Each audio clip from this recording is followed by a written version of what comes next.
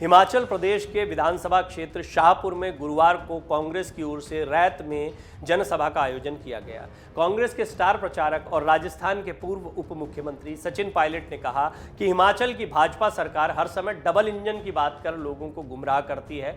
भाजपा सरकार का एक इंजन 12 नवंबर को सीज होगा और दूसरा 2024 में।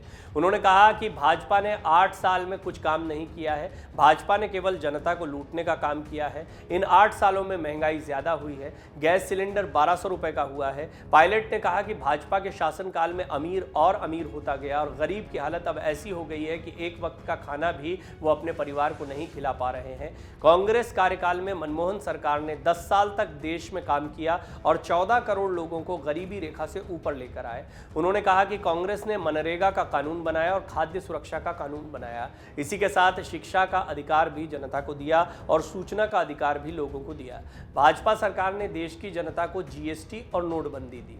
सचिन पायलट ने कहा, अग्निवीर योजना लाकर युवाओं के साथ गलत किया गया है। ये बात उन्होंने कही है। कई महत्वपूर्ण मुद्दों को उठाया। अग्निवीर योजना का जिक्र उन्होंने हिमाचल में इसलिए किया है क्योंकि यहाँ पर युवाओं के भीतर सेना में जाने को लेकर बहुत उत्साह होता है। सचिन पायलट ने कहा कि केंद्र सरकार ने अग्निवीर योजना लाकर देश के युवाओं के साथ गलत किया है। इसका खमियाजा केंद्र सरकार को आगामी चुनाव में भुगतना पड़ेगा। उन्होंने कहा कि कांग्रेस ने संकल्प लिया है कि कांग्रेस के सत्ता में आने के बाद पहली कैबिनेट बैठक में ओपीएस को लागू किया जाएगा।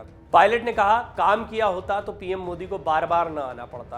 कांग्रेस के स्टार प्रचारक सचिन पायलट ने कहा कि मुख्यमंत्री जयराम ठाकुर ने अगर प्रदेश का विकास किया होता तो प्रधानमंत्री मोदी, गृह मंत्री और रक्षा मंत्री को यहां पर बार बार हिमाचल में आकर चुनाव प्रचार नहीं करना पड़ता। 5 सालों में मुख्यमंत्री जयराम ठाकुर विकास करने में नाकाम रहे हैं। ढालपुर में हुई चुनावी जनसभा में सचिन पायलट ने केंद्र सरकार पर बरसते हुए कहा कि मोदी सरकार ने करोड़ों युवाओं को रोजगार देने की बात की थी और किसानों की आय दोगुनी करने का वादा किया था, लेकिन भाजपा इन वादों को पूरा नहीं कर पाई। अब भाजपा के नेता चुनाव के समय में झूठा आश्वासन देकर जनता को भ्रमित कर रहे हैं। सरकार ने विकास तो किया नहीं मगर देश की संपत्तियों को कुछ लोगों को बेचा है। अमीर और अमीर हो गए लेकिन गरीबों को 2 वक्त की रोटी तक नसीब नहीं हो रही है।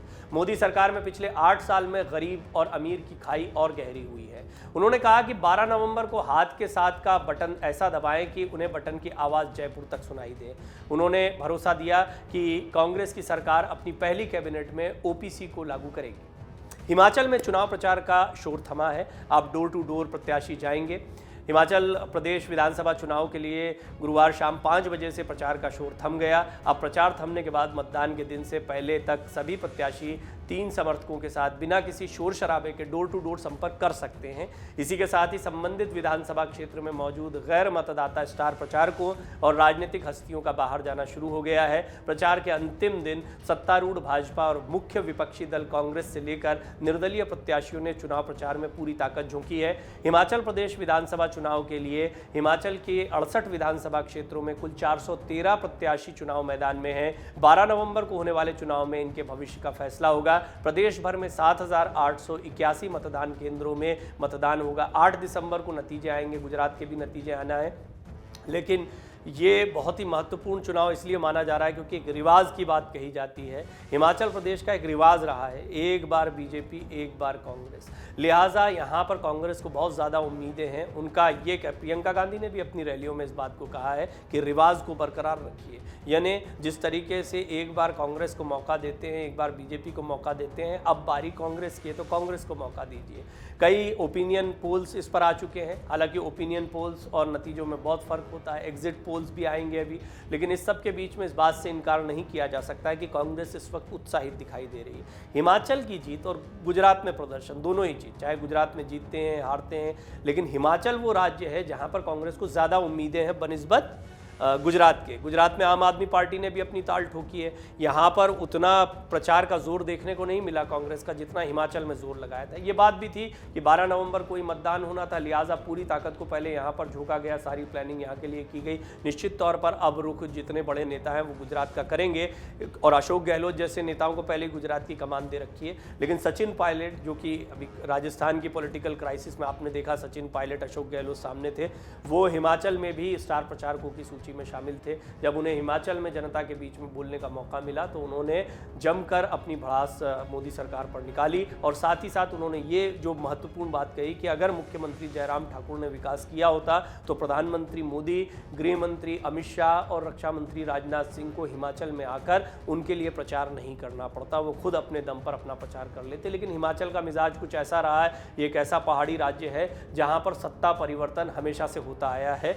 बीजेपी को उम्मीद है, हालांकि बीजेपी ने कई राज्यों में 2022 के चुनाव में, विधानसभा चुनाव में जो 4-5 राज्यों के हुए थे उनमें पंजाब को छोड़ दे तो बाकी राज्यों में बीजेपी का जो प्रदर्शन रहा उसने स्पष्ट कर दिया कि वो अपने राज्यों को बरकरार रखने में सक्षम रही।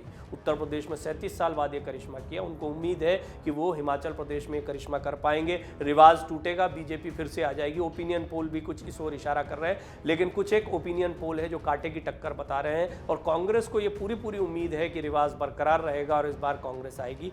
नतीजा जब आएगा तब आएगा, लेकिन 12 नवंबर बहुत महत्वपूर्ण दिन है जिसके लिए सचिन पायलट का यह बयान है कि एक इंजन फेल होने वाला है, ये जो बार डबल इंजन की बात कहते हैं, और दूसरा इंजन 2024 में फेल होगा। डाउनलोड करें अमर उजाला ऐप और पाएं खबरें लगातार। अगर आप ये वीडियो YouTube पर देख रहे हैं तो हमारे चैनल को सब्सक्राइब करें और बेल आइकन को दबाना ना भूलें। अगर आप Facebook पर ये वीडियो देख रहे हैं तो हमारे पेज को लाइक करें।